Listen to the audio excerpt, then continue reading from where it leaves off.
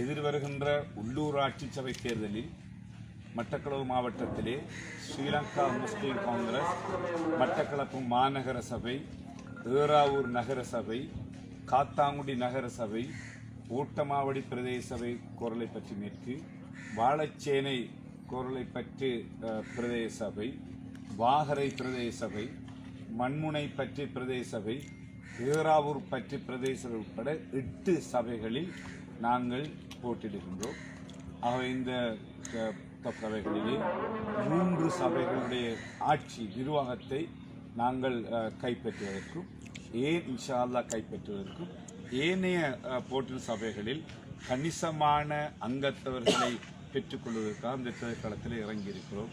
குறிப்பாக ஸ்ரீலங்கா முஸ்லீம் காங்கிரஸ் இடம்பெற்ற பாராளுமன்ற தேர்தலில் எங்களுடைய ஆசனங்களை கைப்பற்றிக் கொண்ட சூழ்நிலையிலே மீண்டும் எங்களுடைய மக்களுடைய பிரதேசங்களுடைய முன்னேற்றத்தை கருத்திலுடன் தேர்தல் களத்திலே நாங்கள் குறித்திருக்கிறோம்.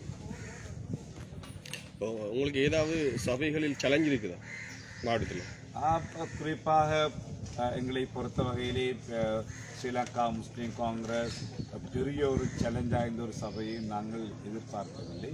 எல்லா சபைகளிலுமே பொறியியலாளர்கள், சட்டத்தரணிகள், நல்ல படித்தவர்கள், கல்விமான்கள், அதே போன்று உலமாக்கள், அதே போன்று சமூகத்திலே அந்தஸ்திலே உள்ளவர்கள், பொருளாதார வல்லுநர்கள் என்று எல்லா தரப்பினரும் மக்களுடைய விருப்பத்துக்கு ஏற்ப மக்களுடைய அபிப்பிராயங்களை கேட்டு வெற்றி பெறக்கூடிய கடந்த காலங்களில் பணியாற்றி நாங்கள் நிறுத்தியிருந்தோம். எதிர்வரும் உள்ளாட்சி மன்ற தேர்தல் பிரச்சாரத்துக்காக ஜனாதிபதி மட்டக்களப்பிலே வந்து தேர்தல் பிரச்சாரம் செய்வதாக தகவல் வெளியாக்குது. இது உங்களுக்கு ஒரு பாதிப்பு இல்லையா?